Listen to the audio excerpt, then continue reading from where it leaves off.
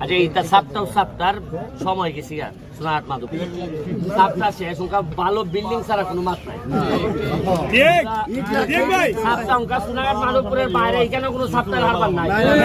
আমি বাকি সব ইনভেস্ট করবো, আমি তুমি তার সাথে থাকবো। নাম ঠিকানা রাখো রেখে তোমরা যদি নিজেরা মিলিয়া করতে আরো আর এটা কিন্তু সুনামের সাথে করতে হবে। বেটা যে করে লস হয় মেঞ্চে করবে যে সোনারহাট ব্যবসায়ী আইলে খাবলাইয়া দেখতে দিয়ে দেখি বুঝছো নি এটা হাসপাত আছে আমরা আগে আসি দাঁত যেমন যাই দুনিয়া লেতে কেন হ্যাঁ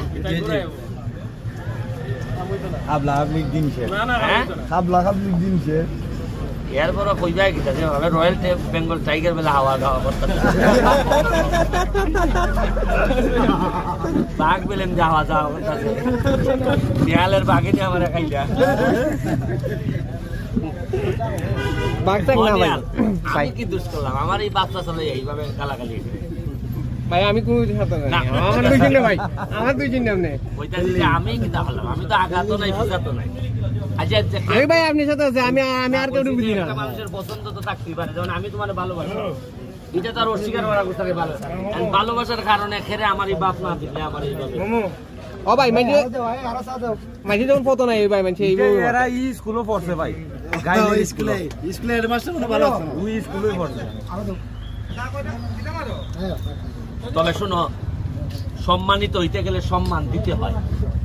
তুমি আরেকজনের অপমান অপদস্থ কইরা কোনোদিন তুমি সম্মানিত হইতে পারবে না। এখন আমি ধরো এমপি হয়েছি, আমার কাজটাকে যদি আমি সৎ লোক হই তাহলে আমার কাজ হলে আরো সৎ লোককে নিয়ে আসা নাকি না আরো অসতা না। এখন আমি যদি বক্তব্য দেয়া কই যে ভাই আমার আরো কিছু সৎ লোক আপনারা দেন, এটা কি কারো বিরুদ্ধে বলা হইলো না? বিরুদ্ধে তো একমাত্র বলা হইলো তার যে নিজে মনে করে যে সৎ না। আমি যদি এখন বলি যে ভাই আমার এখানে কিছু হুজুর দেন, আমি যদি এখানে বলি যে আমারে ভালো মানুষ দেন, এইটা তো আমি মানুষ হিসাবে এমপি হিসাবে বলবো না নাকি? আমি 1 লাখ টাকা থেকে কামাল বানাই নিতাম আর এই সোনারহাট মাধবপুর যা মন ধরে ওই লোকটা মারতাম রাস্তা তো আমলে কো বলে তো জনপ্রতিনিধিরা রাস্তা গুলো আমরা করে দেন না বলো এমপি সব ওই আমরা মোবাইল মেন্টেন করে দিতে কয় সৎ মানুষ যদি রাজনীতি দিন কয় তো এই রাজনীতি থাকতো না। আমি মামু আপনি অর্ডার করতে গেলে আমরা মোবাইল মেন্টেন দিয়া না করে দিয়ে কাম তুইরা করছো রে এই এক এমপি বানাই এই যে আমরা এই নাম লাগাইয়া মোবাইল মেন্টেন করেন পরিষ্কার। বুঝছেন আমি আজকে মরলো মরমু, 10 বছর পরে মরলো মরমু, আমি প্রস্তুত সবকিছু লেগে। তবে মরার আগে আমি আমার সোনারহাট মাধবপুর ইভেন সারা বাংলাদেশে যারা বাংলাদেশের ক্ষতি করছে তারারে আমি শান্তিতে ঘুমাইতে দিতাম না। আমি নিজেও ঘুমাইতাম না শান্তিতে, কিন্তু যারা 2 নম্বরই করছে আর বিশেষ করে চা বাগানের মানুষের ঘাম দেখলে আমার 50 বছর ধরে এরা ঘামতেছে কিন্তু এদের জীবনে কোনো পরিবর্তন আসে নাই। সবার পরিবর্তন আইছে, প্রতিটা লোকের পরিবর্তন আইছে। চা বাগানে ব্যবসা করে আমার বাপের পরিবর্তন আইছে, আমার বাপ ধনী হয়েছে কিন্তু চা বাগানের মানুষ ধনী হয়নি। এইবার এই 5 বছরে ধনী হওয়ার অধিকার চা বাগানের মানুষের আছে। আমি বানাই দিয়া স্যার দেখুন আমি কিতা খেলা দিয়া দিই। এখন আমার বাসায় বইলা দেয়া আছে চা বাগানের কোনো মানুষ যদি এমপির বাসায় যায় সে যেন কোনোভাবে কোনো জিনিস ছাড়া যেন ফেরত না আসে। বলা আছে গিয়া দেখো তুমি বলা আছে যে অন্য লোক যদি ফেরত দেও এটা মানন যায়, কিন্তু চা বাগানের মানুষ আমার দুঃসময়ে আমার বাসায় তুলছে। আমার এমন সময় এরা ভোট দিচ্ছে যেটা আমি আশাও করি নাই যে আমার ভোট দিবে। ভাই তো ভোট পাইছি না, সোনার একটা টাকা পাইছি। হ্যাঁ এটা ঠিক সারা বাংলাদেশ চ্যালেঞ্জ মন চাইছে বুঝছেন নি। জয় গো জয় বাংলা জয় বাংলা এগুলো জয় বাংলা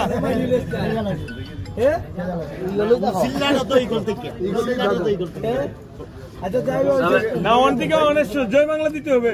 তবে রে ভাই আমার একটাই অনুরোধ, আমি যেহেতু তোমরা লেগে যদি সত্যিকার অর্থে মনে করো তোমরা লেগে আমি আসি বা গরিব মানুষের লেগে আসি, আমার হয়তো তোমরা মরার থেকে বাঁচাইতে পারতাই না, কিন্তু যতদিন বাচ্চা আছি তোমরা কর্ম দ্বারা আমার কিছু সহযোগিতা হইল, আমার লেগে দোয়া হইল, আর আমার যদি বাঘ লোকে খাই নিত আটকাই দেয় না আমার যে বাঘে খাই নিত আটকাই দেয় না হ্যাঁ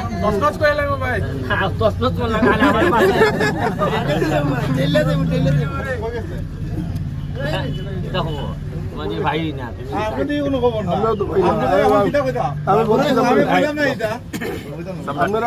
ভাই মোবাইলটা সরাও না, মোবাইলের যন্ত্রণায় আরো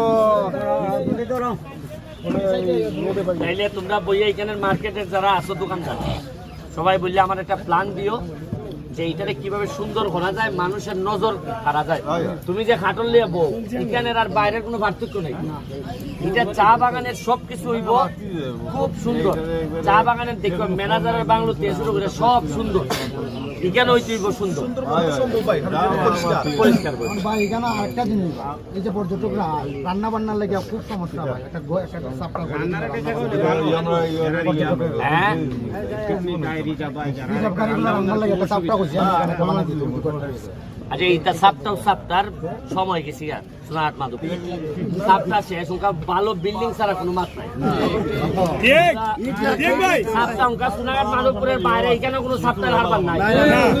ওই নদীটা দেখবা কালকে আমরা রাত্রে আগামীকালকে রাত্রে আমরা আতশবাজি করবো। ওই যে সোনারহাট যে আমরা নদী বার করছি না মরা নদী, এটার মধ্যে কালকে আজকে রাত্রে আইয়া একটা স্পিড বোট নামবো। স্পিড বোটের দাম ওই নদী থেকে ঘুরবো। এটারে 1 মাসের লেগে আনছি।